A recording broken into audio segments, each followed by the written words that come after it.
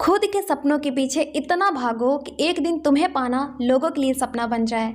Hello दोस्त, कैसे हो? आशा करते हैं एकदम मस्त होंगे, गजब होंगे, बिंदास होंगे और अपने एग्जाम की तैयारी अच्छे तरीके से कर रहे होंगे। स्वागत है आप सभी का ऑफिसर की क्लास में। दोस्त, आज की वीडियो में हम आपको भौतिक विज्ञान के टॉप 30 प्रश्न को बताएंगे जो कि आपके एग्जाम के लिए बहुत ही इंपॉर्टेंट है, इसलिए इसको लास्ट तक देखिएगा, कहीं भी स्किप मत कीजिएगा। और जितने भी प्रश्न हैं वो किसी न किसी एग्जाम में आए हुए हैं, ठीक है? तो चलिए शुरू कर लेते हैं आज के वीडियो को। आज का पहला प्रश्न है, सूर्य में ऊष्मा और प्रकाश किसके द्वारा उत्पन्न होते हैं? न्यूक्लियर अभिक्रिया, आयनीय अभिक्रिया, जैविक अभिक्रिया या फिर रासायनिक अभिक्रिया? बताइए दोस्त। सही आंसर हो जाएगा ऑप्शन नंबर ए, न्यूक्लियर अभिक्रिया के द्वारा सूर्य में ऊष्मा और प्रकाश उत्पन्न होते हैं, ठीक है? चलते हैं अगले प्रश्न पे।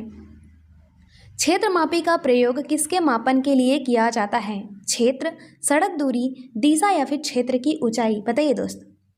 सही आंसर हो जाएगा ऑप्शन नंबर ए, क्षेत्र के मापन के लिए प्रयोग किया जाता है क्षेत्रमापी, ठीक है?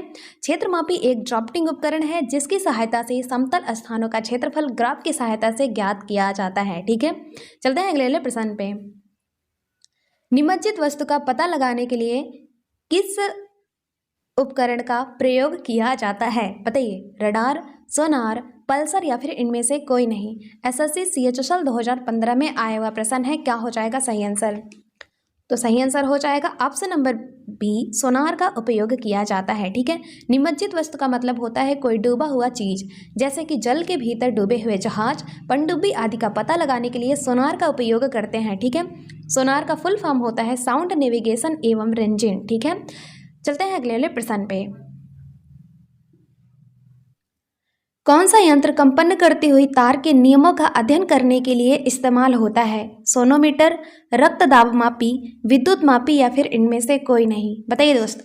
एसएससी CPO SI 2017 में आया हुआ प्रश्न है, बहुत ही इंपॉर्टेंट है। सही आंसर हो जाएगा ऑप्शन नंबर ए, सोनोमीटर, ठीक है?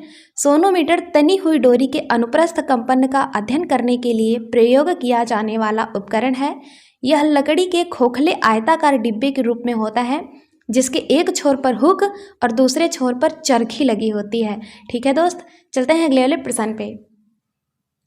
पदार्थ की तरंगे किस प्रकार की होती हैं? विद्युत चुंबकीय तरंगे, डी ब्रागली तरंगे, अनुप्रस्थ तरंगे या फिर अनुदैर्ध्य तरंगे? बताइए। सही आंसर हो जाएगा option number B, de Broglie तरंगे होती हैं, ठीक है? क्वांटम यांत्रिकी में पदार्थ की तरंगों को डी ब्रॉगली तरंगे के नाम से जाना जाता है, ठीक है? चलते हैं अगले वाले प्रश्न पे। किसी स्थान पर चुंबकीय यामुत्तर और भौगोलिक यामुत्तर के बीच कोण कैसा होता है? अक्षांश, दिगंश, नीत या फिर समक्रांतिक? बताइए दोस्त। सही आंसर क्या हो जाएगा? तो सही आंसर हो जाएगा ऑप्शन नंबर डी, समक्रांतिक होता है, ठीक है? चलते हैं अगले वाले प्रश्न पे। वायुमंडल की कौन सी परत हमें बेतार संचार करने में समर्थ बनाती है? क्षोभ मंडल, समताप मंडल, बाह्य मंडल या फिर मध्य मंडल? बताइए। सही आंसर क्या हो जाएगा दोस्त? तो अब तक आप लोग सोच लिए होंगे, तो सही आंसर हो जाएगा ऑप्शन नंबर सी, बाह्य मंडल, ठीक है? यह मध्य मंडल के ऊपर स्थित होती है और यह पृथ्वी के सतह से लगभग 480 किलोमीटर ऊपर होती है। यह परत विद्युत आवेशित आयनों से मिलकर बनी होती है, इसीलिए इसको आयन मंडल भी कहते हैं, ठीक है? चलते हैं अगले प्रश्न पे। सामान्य फसलों के उगने के लिए उपयुक्त उर्वरक में मिट्टी निम्नलिखित में से कितना pH मान होने की संभावना होती है? 3, 4, 6 से 7 या फिर 9 से 10? बताइए। सही आंसर हो जाएगा दोस्त ऑप्शन नंबर सी, 6 से 7, ठीक है? सामान्य फसलों के उगने के लिए उपयुक्त उर्वरक मिट्टी में 6 से 7 pH मान होने की संभावना होती है। pH पैमाना को अम्लीयता या क्षारीयता को व्यक्त करने के लिए किया जाता है। 7 से कम pH मान अम्लीयता तथा 7 से अधिक pH मान क्षारीयता प्रदर्शित करता है, ठीक है? चलते हैं अगले प्रश्न पे। जल विद्युत पावर स्टेशन में ऊर्जा का परम स्रोत क्या है? सौर ऊर्जा, जल की विभव ऊर्जा, जल की गतिज ऊर्जा या फिर जल की वैद्युत रासायनिक ऊर्जा? बताइए दोस्त। सही आंसर हो जाएगा ऑप्शन नंबर सी, जल की गतिज ऊर्जा, ठीक है? जब जल तीव्र गति से टरबाइन पर गिरता है तो गतिज ऊर्जा यांत्रिक ऊर्जा में परिवर्तित होती है, उसके बाद यांत्रिक ऊर्जा का परिवर्तन विद्युत ऊर्जा में हो जाता है, ठीक है? चलते हैं अगले वाले प्रश्न पे। जहाजों में समय मापने के लिए प्रयुक्त उपकरण है सोनोमीटर, क्रोनोमीटर, गैल्वेनोमीटर या फिर बोलोमीटर? बताइए दोस्त क्या हो जाएगा सही आंसर? एसएससी सीजीएल 2006 का क्वेश्चन है, बताइए। तो सही आंसर हो जाएगा ऑप्शन नंबर बी, क्रोनोमीटर। ठीक है, जहाज़ों में समय मापने के लिए क्रोनोमीटर का उपयोग किया जाता है। ठीक है, चलते हैं अगले वाले प्रश्न पे। जब किसी वस्तु को पृथ्वी से चांद पर ले जाया जाता है तो क्या होगा? द्रव्यमान बदल जाता है परंतु भार उतना ही रहता है, भार बदल जाता है परंतु द्रव्यमान उतना ही रहता है, भार और द्रव्यमान दोनों बदल जाते हैं, या फिर भार और द्रव्यमान दोनों एक समान रहते हैं? क्या हो जाएगा सही आंसर? तो दोस्त सही आंसर हो जाएगा ऑप्शन नंबर बी, भार बदल जाता है परंतु द्रव्यमान उतना ही रहता है। ठीक है, चलते हैं अगले वाले प्रश्न पे। इलेक्ट्रॉन की खोज किसने की थी? A Goldstein, J Thomson, Ernest Rutherford या फिर जे चैडविक? बताइए क्या हो जाएगा सही आंसर? तो सही आंसर हो जाएगा option number B, J Thomson ने किया था इलेक्ट्रॉन की खोज। ठीक है, कब किया था? तो 1897 ईस्वी में किया था। ठीक है, 1897 ईस्वी में। चलते हैं अगले वाले प्रश्न पे। पारद थर्मामीटर का आविष्कार किसने किया था? प्रिस्टले, फारेनहाइट, न्यूटन या फिर गैलीलियो ने? बताइए सही आंसर हो जाएगा ऑप्शन नंबर बी, फारेनहाइट ने किया था। अभी वो फारेनहाइट न समझ लीजिएगा। ठीक है, फारेनहाइट वैज्ञानिक का नाम है जिनका पूरा नाम है डैनियल गैब्रियल फारेनहाइट। ठीक है, चलते हैं अगले वाले प्रश्न पे। रडार का आविष्कार किसने किया था? फ्रेड मॉरिसन, एच टेलर तथा लियो सियंग, डब्ल्यू के रॉटजन या फिर इनमें से कोई नहीं? बताइए सही आंसर हो जाएगा option number B, H Taylor तथा लियो सियंग ने रडार का आविष्कार किया था। कब किया था? तो 1930 ईस्वी में किया था। ठीक है, 1930 ईस्वी में। चलते हैं अगले वाले प्रश्न पे।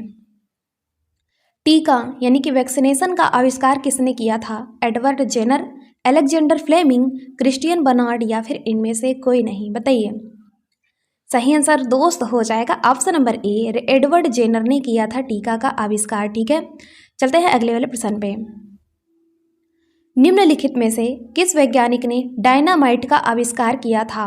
Thomas Alva Edison, Alfred Nobel, Benjamin Franklin या फिर इनमें से कोई नहीं? बताइए सही आंसर हो जाएगा option number B, Alfred Nobel ने किया था डायनामाइट का आविष्कार। ठीक है, डायनामाइट नाइट्रोग्लिसरीन पर आधारित एक विस्फोटक है। अच्छा, इसका आविष्कार कब किया गया था? तो 1867 ईस्वी को किया गया था। ठीक है, चलते हैं अगले वाले प्रश्न पे। पहली काम करने वाली लेजर का आविष्कार किसने किया था? एच टेलर, डब्ल्यू के रॉटजन, टी मैमन या फिर रुडोल्फ डीजल? बताइए सही आंसर हो जाएगा दोस्त option number C, T Memon ने किया था। ठीक है, कब किया? तो 16 मई 1960 ईस्वी को किया था। ठीक है, चलते हैं अगले वाले प्रश्न पे। लेजर का आविष्कार किसने किया था? तो टी मैमन ने किया था। ठीक है, चलते हैं अगले वाले प्रश्न पे। फोटान की खोज किसने की? जॉर्जिस क्रम, Albert Einstein, Thomas Alva Edison या फिर अल्फ्रेड नोबेल? बताइए दोस्त क्या हो जाएगा सही आंसर? तो सही आंसर हो जाएगा option number B, Albert Einstein ने किया था फोटान की खोज। ठीक है, कब किया? तो 1905 ईस्वी को किया। ठीक है, अच्छा, फोटान का द्रव्यमान और भार कितना होता है ये आप लोगों को बताना है। ठीक है, कमेंट बॉक्स में कितना होता है फोटान का द्रव्यमान और भार कितना होता है? चलते हैं अगले प्रश्न पे। जकारिया जॉनसन ने किसका आविष्कार किया था? जेट इंजन, रेडियम, सूक्ष्मदर्शी या फिर विद्युत लैंप का? बताइए सही आंसर हो जाएगा ऑप्शन नंबर सी, सूक्ष्मदर्शी का आविष्कार किया था जकारिया जॉनसन ने। ठीक है, चलते हैं अगले प्रश्न पे। लेजर का आविष्कार किसने किया था? H Taylor, T Maiman, Thomas Edison या फिर इनमें से कोई नहीं? दोस्त इसके बारे में अभी पहले वाले क्वेश्चन में हम लोग बात किए थे, तो इसका आंसर भी आप लोग कमेंट बॉक्स में बताइएगा जरूर कि लेजर का आविष्कार किसने किया था। ठीक है, चलते हैं अगले वाले प्रश्न पे। निम्नलिखित में से किसने कालमापी का आविष्कार किया? John Harrison, fries green, Robert Koch या फिर विलियम हार्वे? बताइए क्या हो जाएगा सही आंसर? सही आंसर हो जाएगा ऑप्शन नंबर ए, जॉन हैरिसन ने किया था कालमापी का आविष्कार। ठीक है, कब किया था? तो 1761 ईस्वी में किया था। ठीक है, चलते हैं अगले वाले प्रश्न पे। गैस इंजन का आविष्कार किसने किया था? डेवी, डीजल, डायमलेर या फिर इनमें से कोई नहीं? बताइए तो सही आंसर हो जाएगा ऑप्शन नंबर सी, डाई मलेर ने किया था गैस इंजन का आविष्कार। ठीक है, कब किया था? तो 1885 ईस्वी को किया था। ठीक है, चलते हैं अगले प्रश्न पे। जेट इंजन का आविष्कार किसने किया था? Karl Benz, Sir Frank Whittle, Thomas Savery या फिर माइकल फैराडे? बताइए। सही आंसर हो जाएगा दोस्त option number B, sir Frank Whittle ने किया था जेट इंजन का आविष्कार। ठीक है, चलिए चलते हैं अगले प्रश्न पे। उत्तरी ध्रुव की खोज किसने की थी? रॉबर्ट पियरी, तासमान, माइकल फैराडे या फिर इनमें से कोई नहीं? बताइए। सही आंसर हो जाएगा option number A, Robert Peary ने खोज किया था उत्तरी ध्रुव का। कब किया था? तो 6 अप्रैल 1909 ईस्वी को। ठीक है, चलते हैं अगले प्रश्न पे। निम्नलिखित में से कौन सा कण परमाणु की नाभिक से संबंधित नहीं है? इलेक्ट्रॉन, प्रोटॉन, न्यूट्रॉन या फिर मेरॉन? बताइए। कौन सा कण है जो परमाणु की नाभिक से संबंधित नहीं है? सही आंसर हो जाएगा ऑप्शन नंबर डी, मेरॉन जो है यह परमाणु की नाभिक से संबंधित नहीं है। ठीक है, चलिए चलते हैं अगले प्रश्न पे। रमन प्रभाव किसने दिया? गैलीलियो गैलीली ने, सीवी रमन ने, मैरी क्यूरी ने या फिर इनमें से कोई नहीं? ये तो बहुत ही इजी क्वेश्चन है दोस्त। सही आंसर हो जाएगा option number B, CV Raman ने दिया था रमन प्रभाव। ठीक है, रमन प्रभाव के लिए सीवी रमन को 1930 ईस्वी में नोबेल पुरस्कार से सम्मानित किया गया था। ठीक है, चलते हैं अगले प्रश्न पे। क्लोरोफ्लोरोकार्बन ज़्यादातर कहाँ इस्तेमाल होते हैं? माइक्रो ओवन में, सौर हीटरों में, धुलाई मशीनों में या फिर रेफ्रिजरेटरों में? बताइए दोस्त। सही आंसर हो जाएगा ऑप्शन नंबर डी, रेफ्रिजरेटरों में सबसे ज़्यादा इस्तेमाल होते हैं। ठीक है, क्लोरोफ्लोरोकार्बन एक कार्बनिक यौगिक है जो कार्बन, क्लोरीन और फ्लोरीन परमाणुओं से बनता है। इसका सबसे ज़्यादा इस्तेमाल रेफ्रिजरेटर, इनहेलर, फोम के गत्ते आदि में होता है। ठीक है, चलते हैं अगले प्रश्न पे। बर्फ पानी पर इसलिए तैरती है क्योंकि बर्फ ठोस होती है और पानी तरल, बर्फ का घनत्व पानी से अपेक्षाकृत कम होता है या फिर बर्फ का घनत्व पानी से अपेक्षाकृत अधिक होता है या फिर बर्फ का घनत्व उतना ही होता है जितना कि पानी का? सही आंसर हो जाएगा ऑप्शन नंबर बी, बर्फ का घनत्व पानी से अपेक्षाकृत कम होता है। ठीक है, बर्फ ठोस होने के बावजूद भी पानी पर तैरती है क्योंकि पानी जब बर्फ में परिवर्तित होता है तो इसका घनत्व घट जाता है।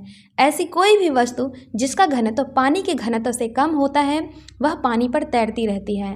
बर्फ पानी से कम घनत्व वाला होता है इसलिए वह पानी पर तैरता है। ठीक है, चलते हैं अगले प्रश्न पे। वायु को संतृप्त कब माना जाता है?